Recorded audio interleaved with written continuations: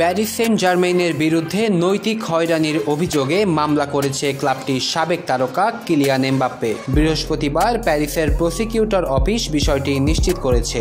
গেল এপ্রিলেই এমন অভিযোগ দায়েরের আভাস দিয়েছিলেন আইনজীবীরা। বর্তমানে রিয়াল মাদ্রিদের হয়ে খেলা ফরাসি তারকার দাবি, পিএসজি তাকে এখনও 55 মিলিয়ন ইউরো প্রায় $61 মিলিয়ন বকেয়া বেতন পরিশোধ করেনি। 2023-24 মৌসুম শুরুর আগে ক্লাবের সঙ্গে চুক্তি নবায়ন না করার সিদ্ধান্ত নেওয়ায় দল থেকে বাদ দেওয়া হয়েছিল এমবাপ্পেকে। পিএসজির এমন আচরণে অসন্তুষ্ট 26 বছর বয়সী তারকা। কিন্তু 2023 সালের জুনে এমবাপ্পে ক্লাবকে জানিয়ে দেন তিনি অতিরিক্ত 1 বছরের জন্য মেয়াদ বৃদ্ধি করবেন না। পিএসজির বিরুদ্ধে দলবদলের প্রতিশ্রুতি ভাঙার অভিযোগ তুলে এই সিদ্ধান্ত দেন তিনি।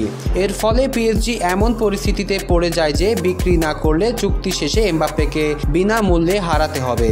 এরপরই ক্লাবের সঙ্গে চরম উত্তেজনা শুরু হয় এমবাপ্পের। ক্লাবের সঙ্গে চুক্তি বাড়াতে অস্বীকৃতি জানানোর পর জাপান ও দক্ষিণ কোরিয়ার প্রাক মৌসুম সফরে নেওয়া হয়নি এমবাপ্পেকে এবং মূল দলের বাইরে আলাদা অনুশীলন করতে বাধ্য করা হয়। পিএসজি জানায় তারা এমবাপ্পেকে বিনামূল্যে ছেড়ে দিতে রাজি নয়, যদিও সৌদি প্রো লিগের ক্লাব আল হিলালের 300 মিলিয়ন ইউরোর প্রস্তাব ফিরিয়ে দেন এমবাপ্পে। ওই মৌসুমের প্রথম লিগ ম্যাচে ফরাসি বিশ্বকাপ জয়ী তারকাকে দলে নেয়নি পিএসজি।